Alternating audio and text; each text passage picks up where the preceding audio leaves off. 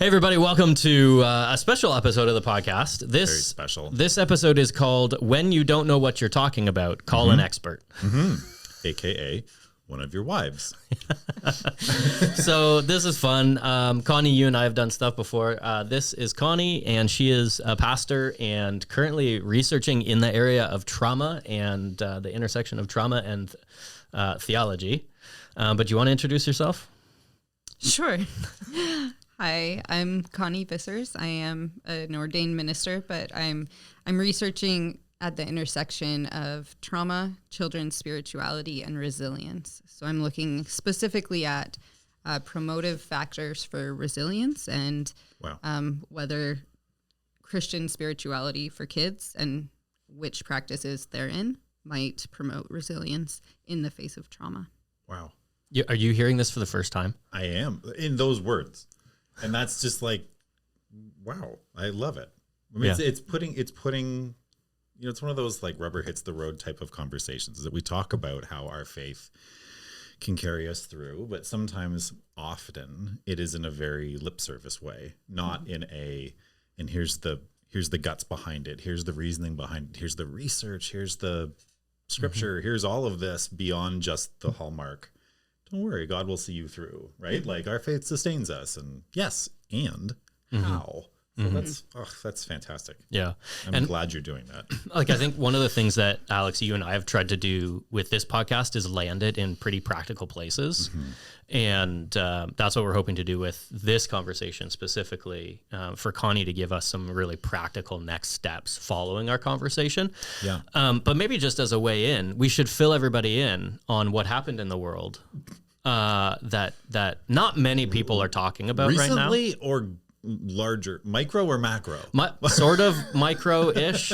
Yes. In the grand scheme of things, something that, you know, I think gives us a window into maybe most of our hearts and minds and souls and psyches right now, but also in the grand scheme of things, like not all that important. So, you know, we've been talking about this and decided it would be just a fun one-off conversation about trauma and resilience.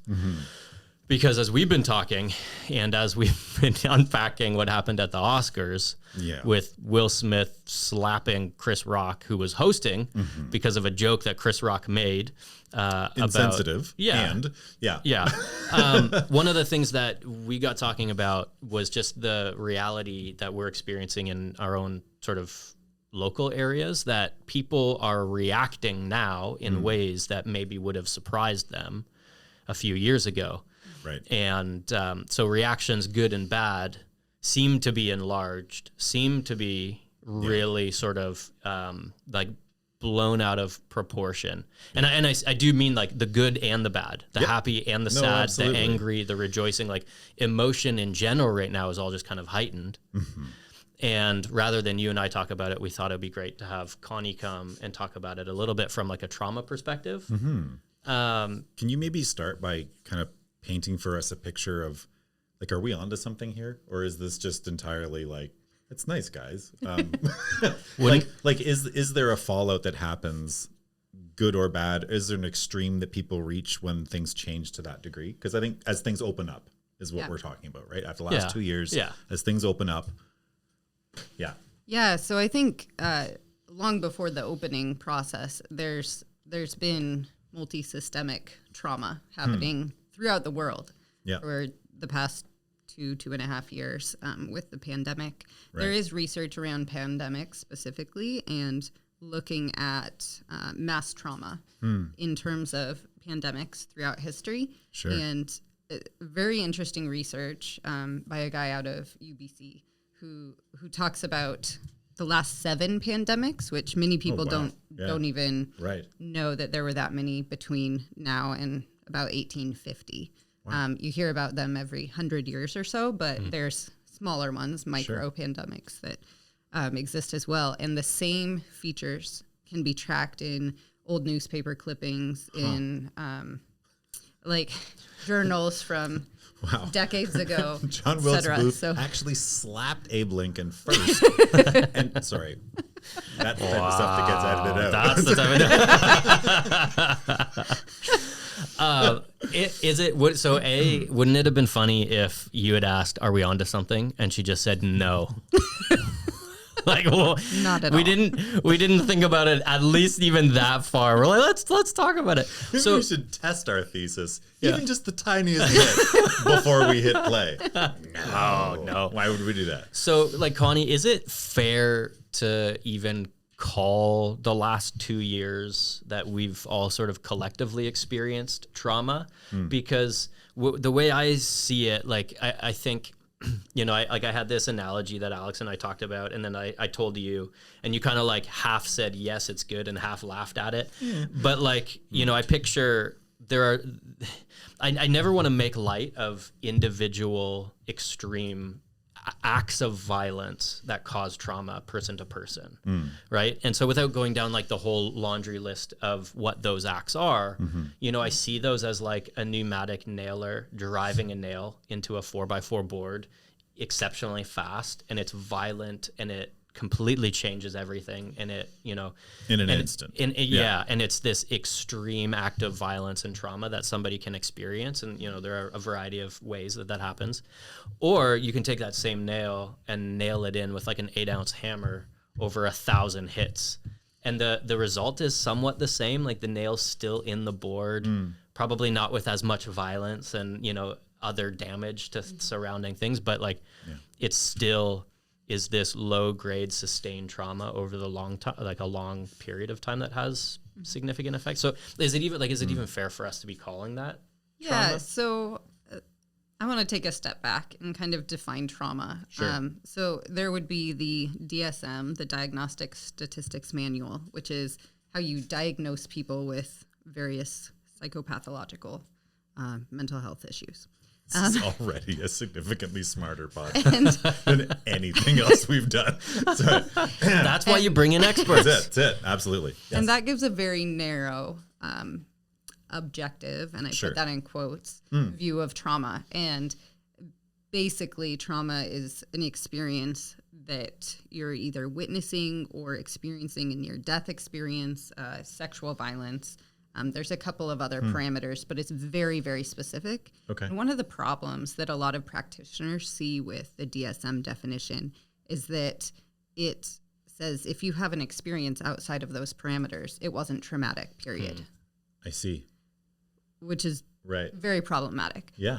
Most people these days, in both in practice and in scholarship, are referring to trauma in more subjective terminology, where a traumatic event becomes traumatic when the person experiences it as trauma. Sure. So that could be... So typically it would have been seen as the pneumatic drill. So like a moment that would qualify it as traumatic. And now it is more saying there's a highly contextual, because, well, as we know, right? Like what I experience as trauma might be entirely different from what you do. And to label the event as traumatic if nobody has experienced trauma because it hits a certain amount of boxes is flawed. Whereas the important thing is to say, like, no, that person was affected traumatically. Therefore, for that person. Okay.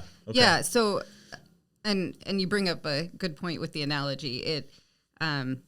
So for instance, someone could be crossing the street and a car is coming and turning, doesn't see them, slams on their brakes, doesn't hit them. And one person throws up their hands and is like, oh my goodness, I almost got hit by a car. Right. And another person has flashbacks about it for days that turn into weeks and months, and it becomes a PTSD like episode. Doesn't like cars doesn't in general. Go out at all. Yeah. Wow. We had an interesting, like somewhat similar to that experience, like of a car accident. And so like I'm Connie's husband, for those of you who didn't make up the last name, like the connection here. But like we were in a car accident on the 401, and I would say, you know, without putting words into your mouth here, you and I experienced that very differently. I grew up in Montreal, where like getting almost hit by a car was an every Tuesday experience. We walking downtown, and it's like, I was hit by a car today. It's like, yeah. That's like every Tuesday afternoon. You checked for your limbs and then got out of the car to help other people. Right. Basically. And you know, and so our experiences of it were different. The way we tell the story is different. For sure, part of it is that you were driving and I wasn't, but that's really fascinating that like we're learning to realize that is it safe to say even like the way we tell the story backwards is telling of how we experienced it and also reinforcing of like the trauma or not? So that's a part of the puzzle, but the other part is specifically what I'm studying. So the risk factors and promotive factors for resilience in the face of trauma. So let's say those same two people were walking across the street and the one had a really awful upbringing that they maybe experienced abuse in the home or witnessed domestic violence. Their parents were in and out of a relationship with one another. Ended up splitting. So there was a lack of consistency in the home with primary caregivers, which is a major risk factor for resilience or lack thereof. And maybe has had a significant car accident where a loved one died in a car accident in their past. So those would be risk factors going into that experience where they are experiencing that event, but with all those things in their subconscious. All of those different lenses. Yeah. And the other person has walked everywhere their whole life, never had a close incident with a car. They're used to being a pedestrian in a city, so they're looking out for cars naturally. Had a great upbringing, has a lot of promotive factors, protective factors for resilience in their life, so they experience that event differently. Wow. So we're going to get to talking about like some practical steps for building resilience because it's not something that, and I think this is the like encouraging piece is that, all of us are, on the other side of 30 sitting at this table. We won't tell you who is further along, but the good news is that, if we all had varying degrees of resilience built into us and grown in us, and as we were kids and grew up, but it also doesn't end. Like it's not like well, if you didn't get it before 14, made it through 30, and therefore I am set for right. You can continue to build resilience. But before we get to that piece, I think that's where we're going to land. Do you see people acting in a way now that is indicative of experienced trauma in a way that maybe we're not fully aware of?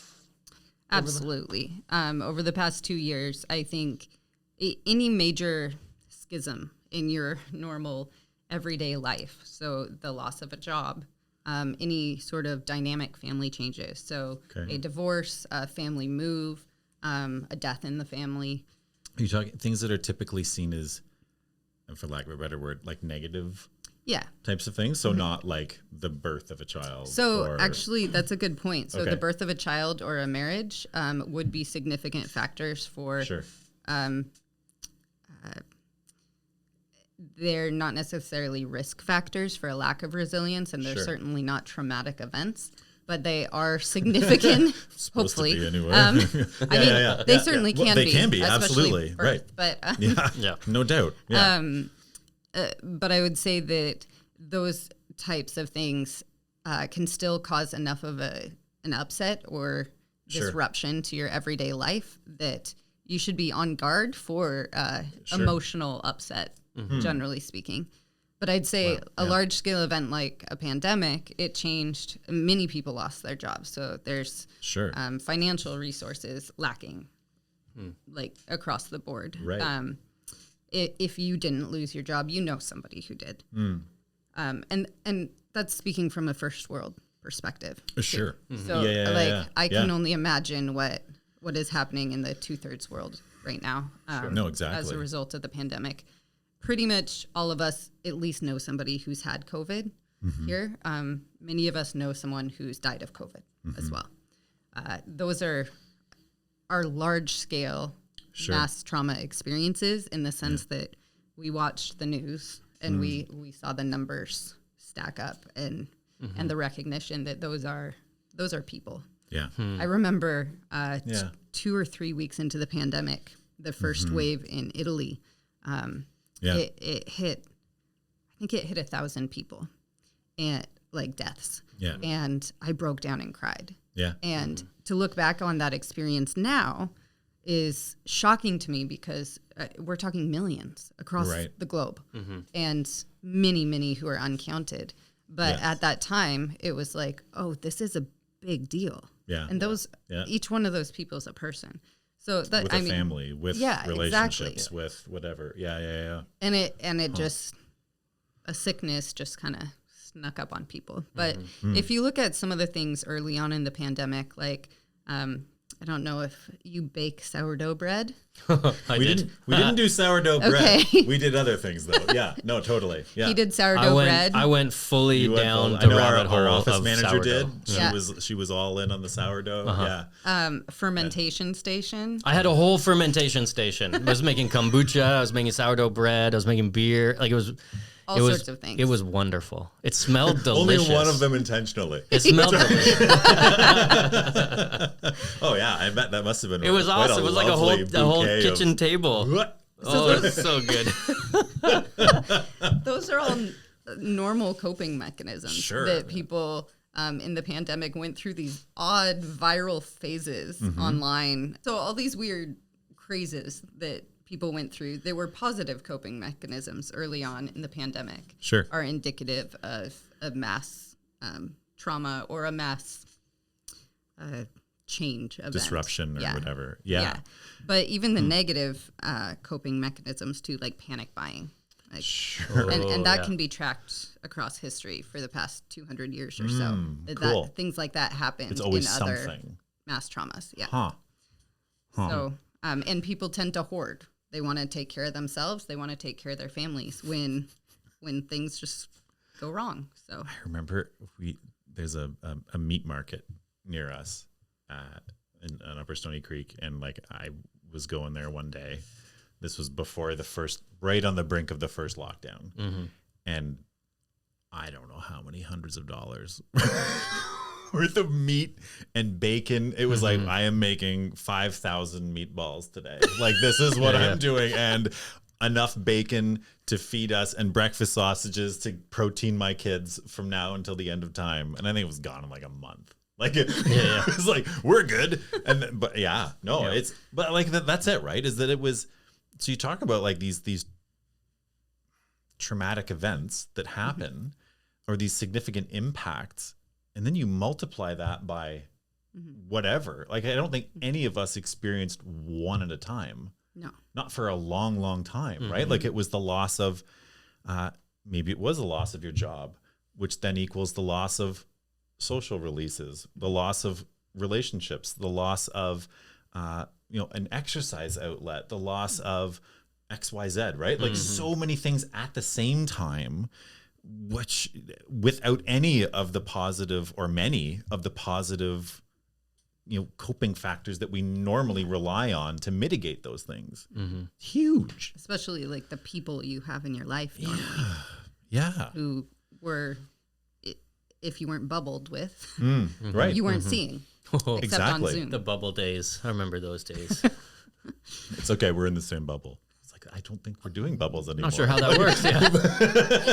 It's okay. Like, we're all in our own bubbles. And I was like, you just combined 8 bubbles. Like, do you understand how many? Like, do you know how that equation works? Like, I stink at math, but I think what you just did was open your family up to a multiple of like 1,000. No, it was like, well, we're gonna bubble with you now, and then we're gonna bubble with you now. That's right. But it is interesting because that's like it is. You look on it now, and you're like, yeah, well, that was funny or whatever.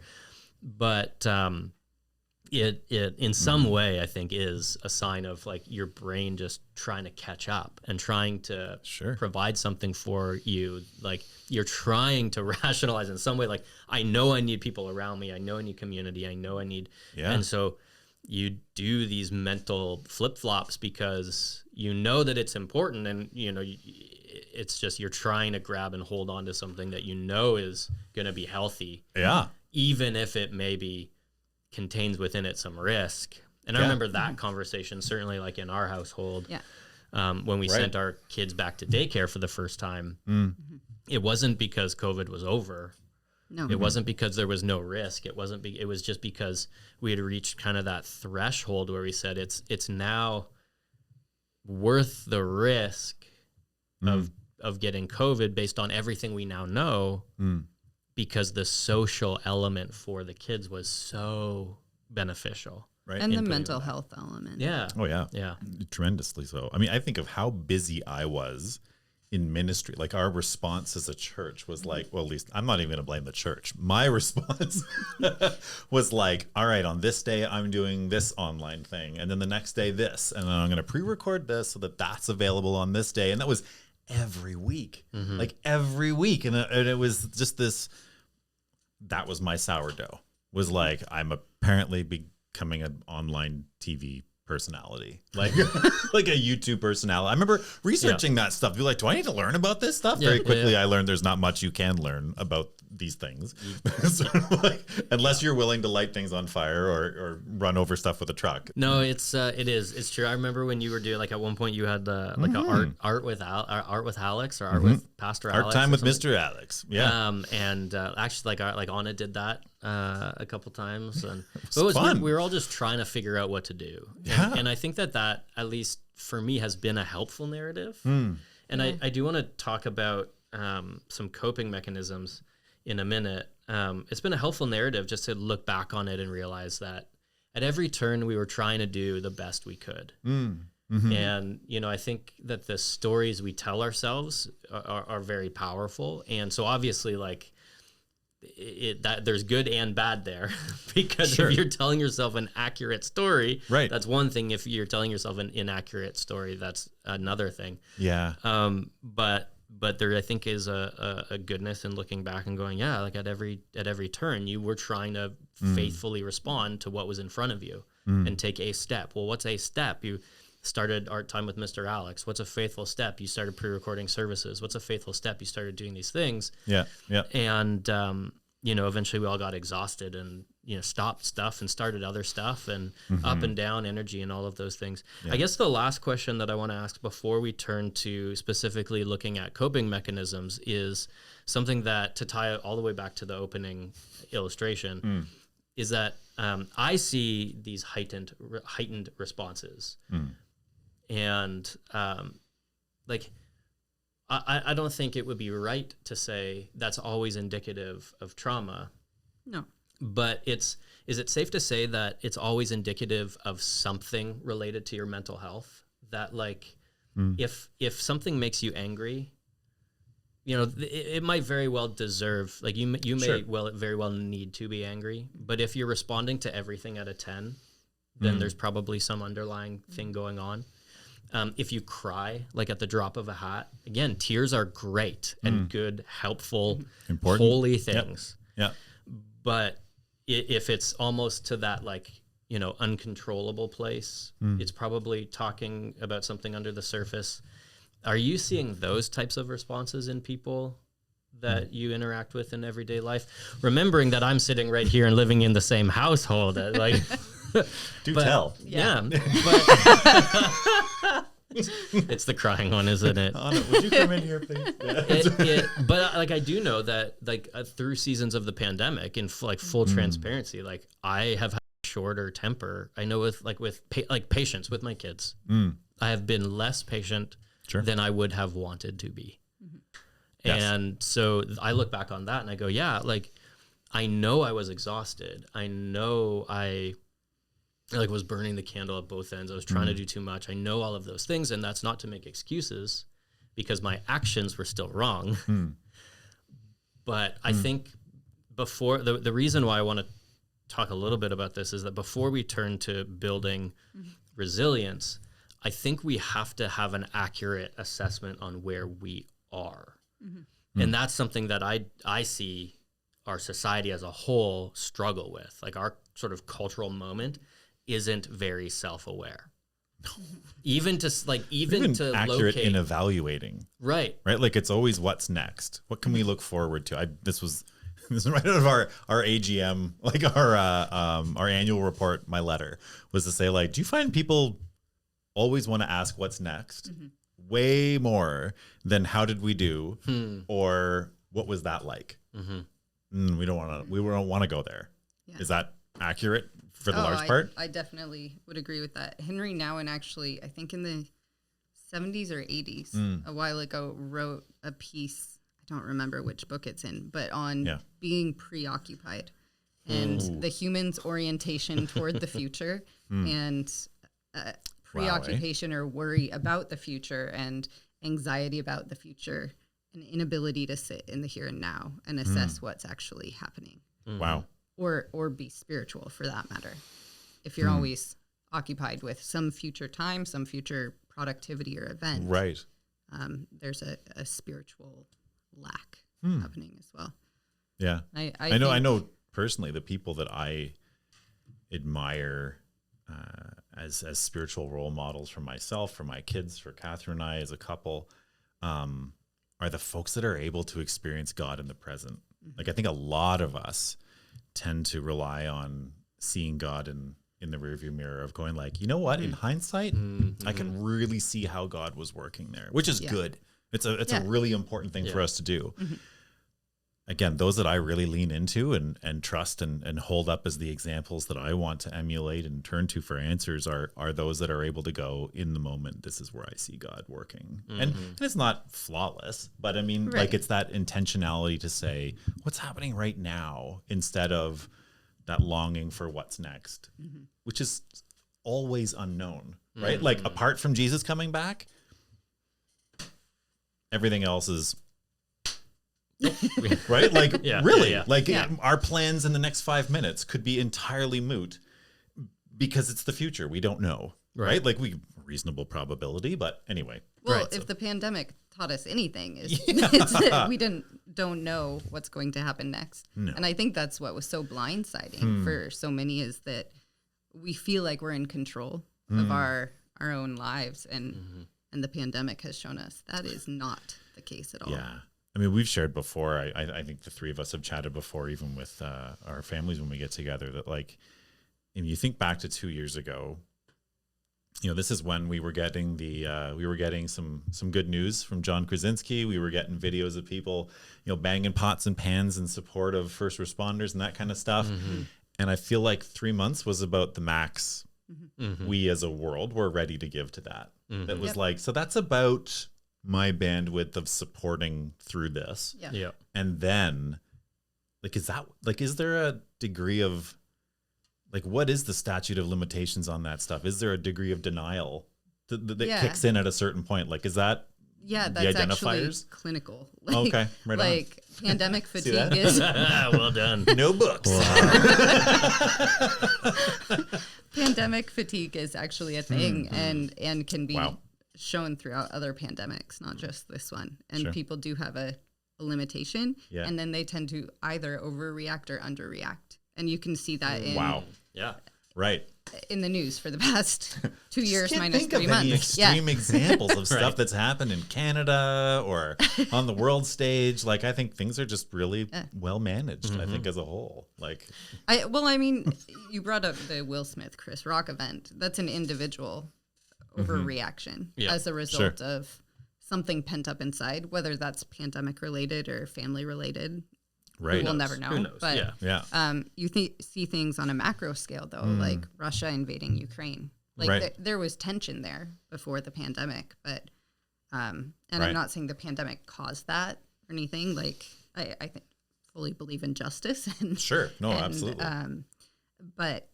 But the pandemic exacerbated existing problems. Didn't help it. Yeah. Yeah. Yeah. Well, again, in Canada, I think the divide between, well, not just Canada, I think in the US as well, the divide between kind of quote unquote liberal and conservative has always been there. Yeah. But I think especially in Canada, where it's not, we haven't tended to camp ourselves in the far extremes as much. There's sort of that gentle understanding of there's a few degrees of difference, but for the most part, you can be a centrist. That's not a bad thing. Yeah. That became the worst thing right now. If you're not either entirely against this or entirely for this, what are you? And I think again, I don't think anybody could have fathomed in 2 years ago that we would be having nationwide shutdowns, nationwide movements to descend on Ottawa and voice our displeasure. Like it's just not typically Canadian. And I guess is a key piece to this. Like that's not typical. Like, is that like something not that we're typical behavior? Yeah. Like, is that something that we're to be looking, like you mentioned, like if you're hitting 10 out of 10 on everything. So is that? So, I mean, there are different ways to conceive of that. Like whether you look at it from a philosophical standpoint, sure. Like Gerard and the scapegoat, we blame it on the pandemic, or right. Or whether you look at it from a psychological standpoint and it's a traumatic event that we are responding to internally and it's coming out externally. So if we were to turn now to like a little bit of a conversation on landing practically, because I think I hear we're all talking about it. We've all seen it. I think we've all felt it and experienced it. Like none of us are operating at our best. And so like, if you think you are, you're part of the problem. Maybe take a minute. So there's definitely something to be said about, maybe some practical, like how do you learn to be present? And like, what would be your best advice to someone who's like, okay, I've blown up a couple times at my family, or, I walked out of a meeting at work because it did not go the way I thought it was going to go, or I yelled at somebody on the subway because they took my seat or hit me with their bag, like something. If somebody is out there thinking, how can I be present? How can I slow down? What would be like one or two practices for them to do that?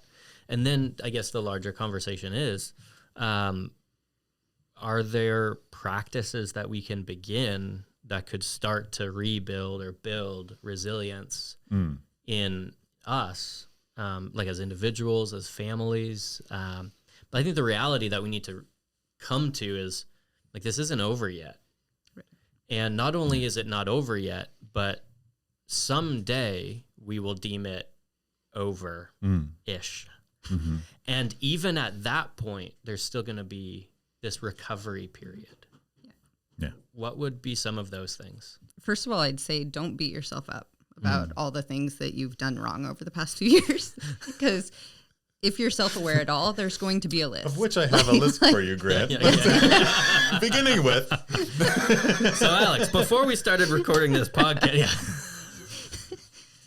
But practicing self-compassion is sometimes much more difficult than practicing compassion for someone else. Sure. So if you can put yourself in the shoes of your spouse or your best friend or a parent, any loving relationship that of somebody who cares about you, what would that person say to you in those events? That's a good starter for how you think through and word frame self-compassion.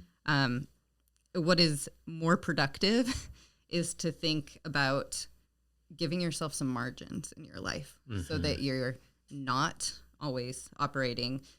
I'd say most of us have been operating well beyond our margins. We're off the page, and that's why people are going off the rails. So during the pandemic, we need to really focus on what are the things in your life that you want to focus on, and what are unnecessary things. And this is something I really struggle with, as Grant is well aware. I tend to take on too much and then have to pare back rather than not taking on as much in the first place. And that's a coping mechanism for trying to figure out challenging times like the pandemic. But I think if there's one or two things in your life that you don't need to be focusing on now, cross them off your list. I think that's a good starting point. You have to make space and time for Sabbath, for rest, for any kind of rejuvenating practice. And as much as I like to sit down with a glass of wine and some popcorn and binge watch Netflix, it's not rejuvenating. Sure. Yeah. Some days it's all I can do at the end of the day, but it's not rejuvenating. So what actually gives your soul life? What feeds you?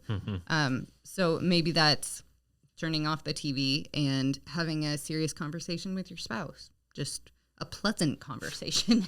I don't know how your family operated during the pandemic, but so many families were just barely bare. Barely is a good word. Define operated.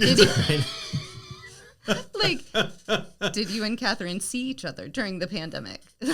Well, no, I think that resonates so much with me in terms of and I think especially what I wrestle with especially is that I need to be all things that all people expect.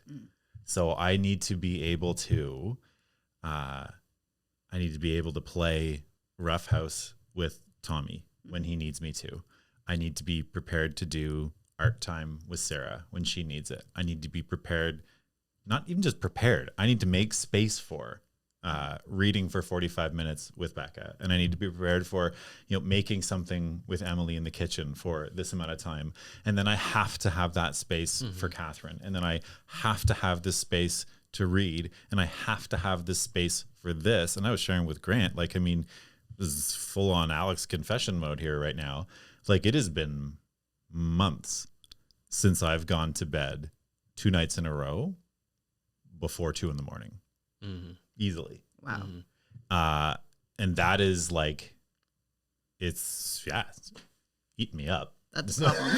Yeah. I mean, Catherine, for years we've had this joke about me being a sleep camel that I can hang on with so little sleep for so long, but we're going 2 stinking years of trying to run at that level and it ain't healthy, friends. And so that having that permission to say you need to evaluate what can stay and go today.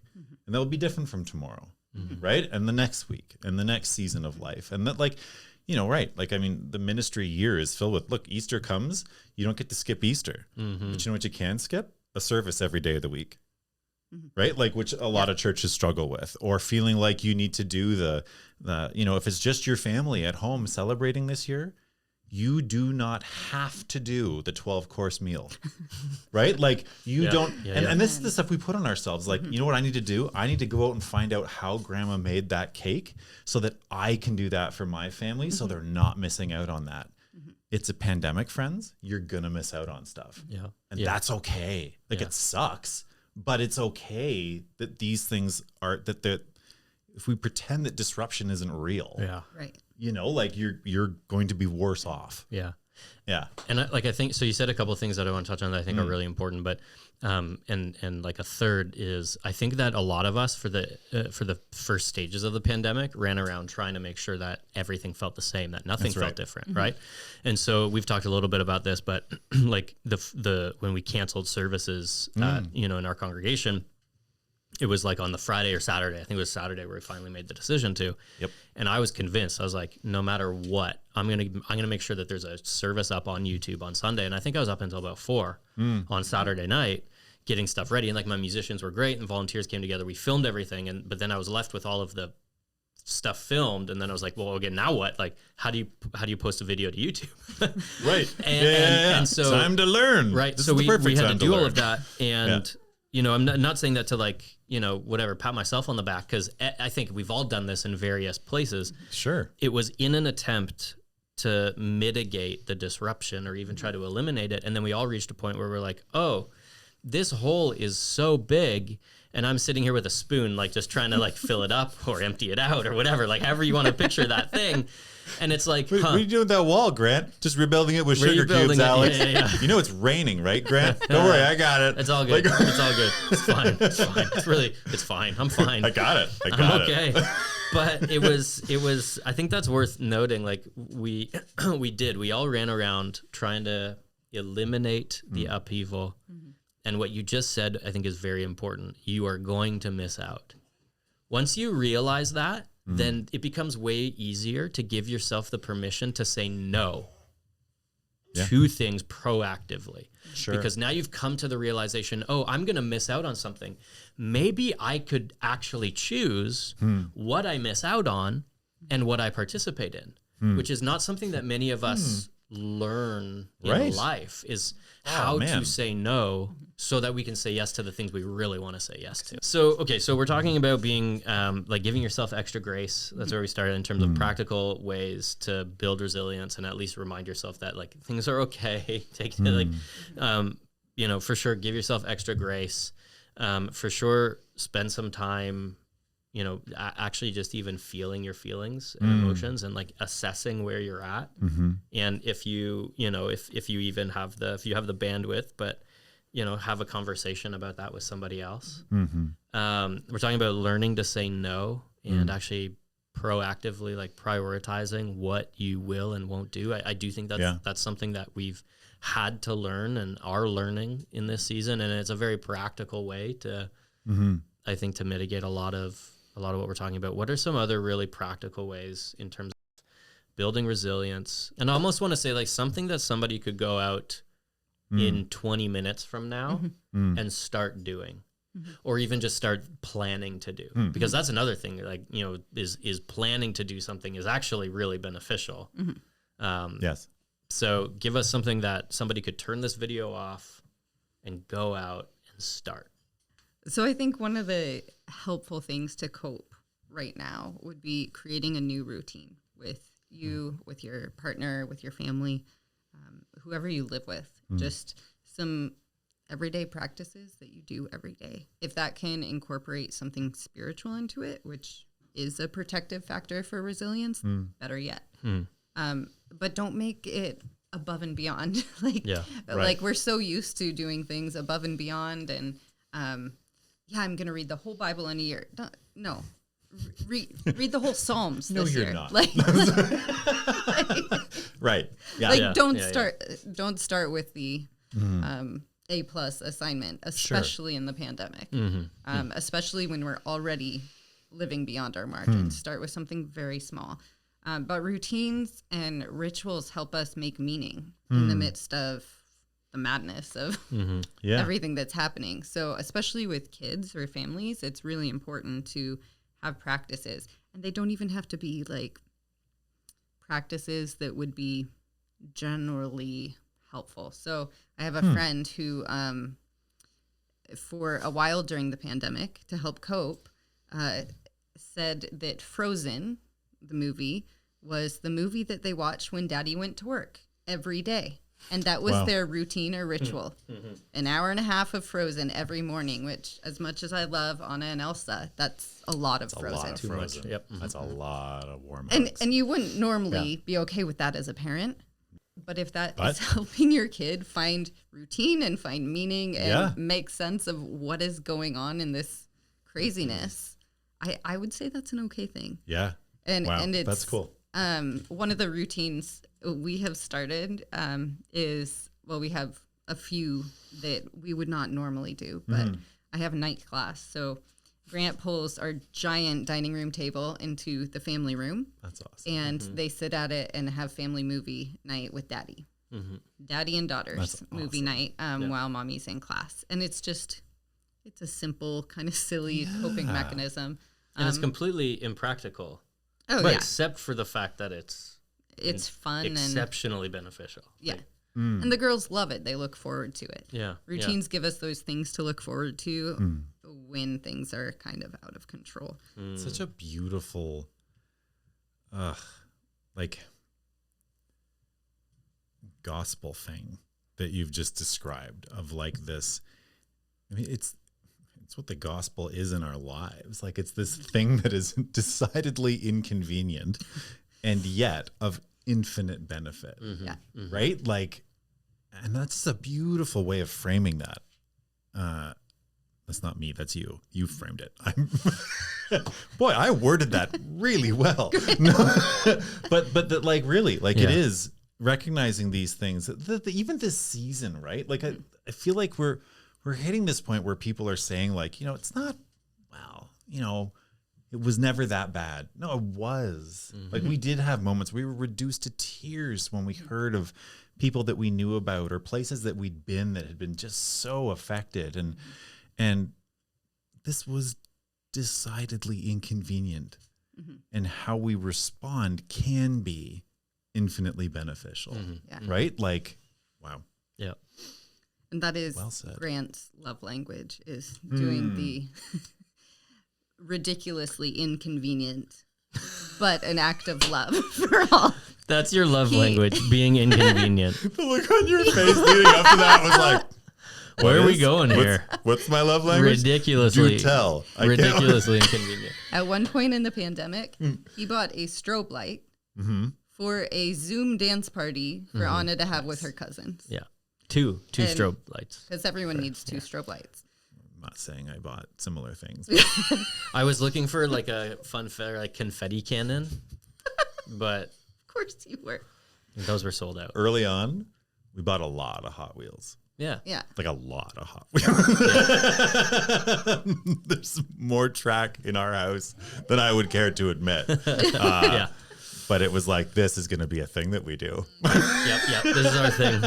So, and also why many people started baking sourdough and doing those things, because it was like there was the routine of it. It was something practical. So, so build a routine, build a new routine, but don't go overboard. Don't, and continue to not beat yourself up when you fail and break your routine. That's one. Give us a couple others. So I'd say start exposing yourself to the outside world, and do it in small doses. But one of the things that I think fairly collectively, I'm an introvert myself. I really don't like large crowds, but I missed being around people. I missed worshiping in community. Yeah. And that's a psychological loss that we'll never get back.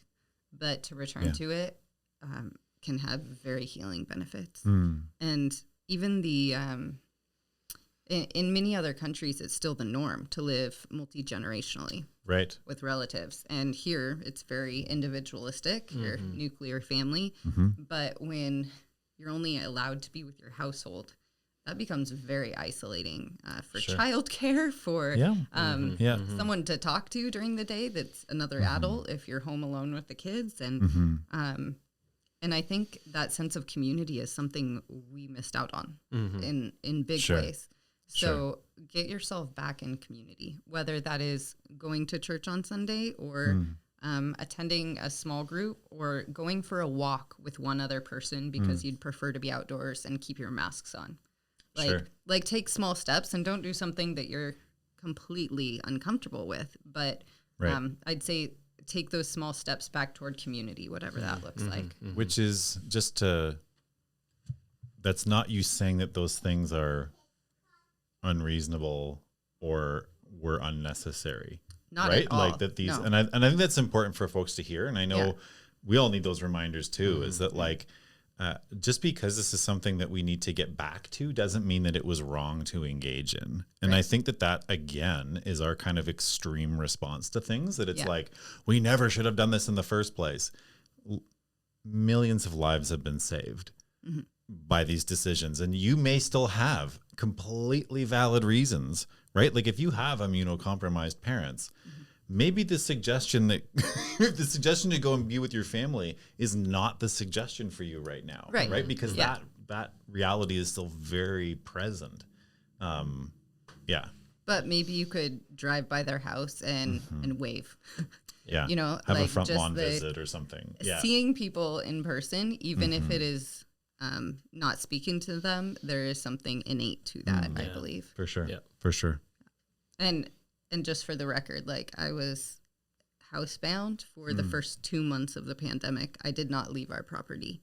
So right, because you were pregnant still, right? Yeah, I was pregnant and I'm immunocompromised. So, yeah. No doubt, man. So it was like we've been very careful, but it's from that place that I know like I need to get back out there, and we're still being careful, and we're triple vaxxed, and we still wear masks even when they're not required.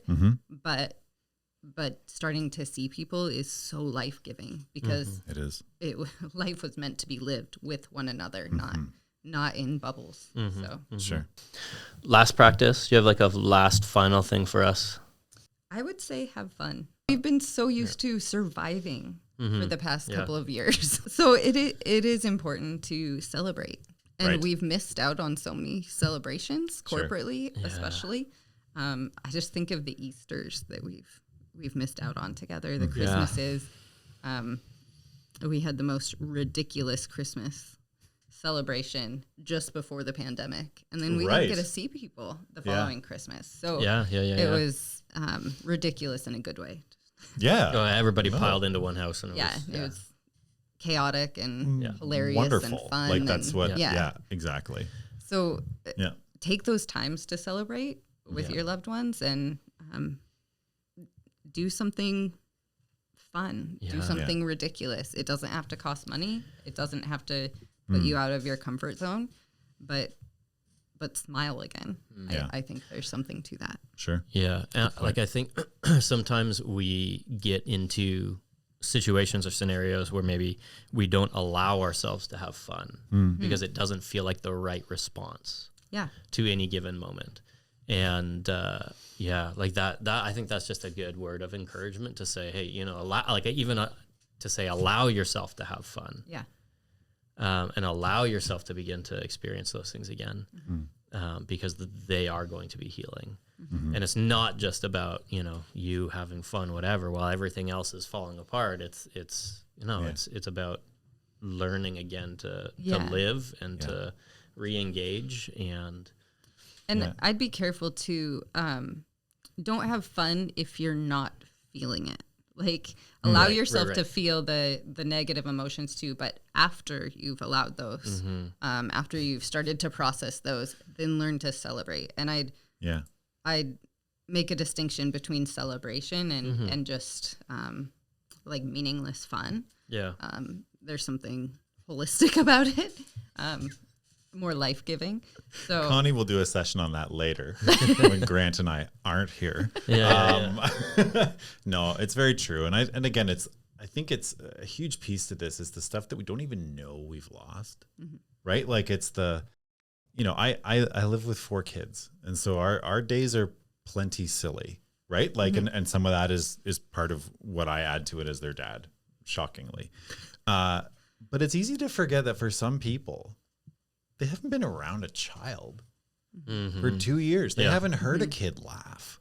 Yeah. They haven't heard a kid find something totally ridiculous, silly and funny and have that kind of, and friends, like this is part of how God made the world is for us to experience those things because like, again, you don't have to be the source of everything that you get in life. You can't be. And so like, opening ourselves up to those possibilities again. So I want to say thanks to Connie for joining us. Absolutely. Hopefully this was as fun for you as it was for us. I don't think that's a loaded question.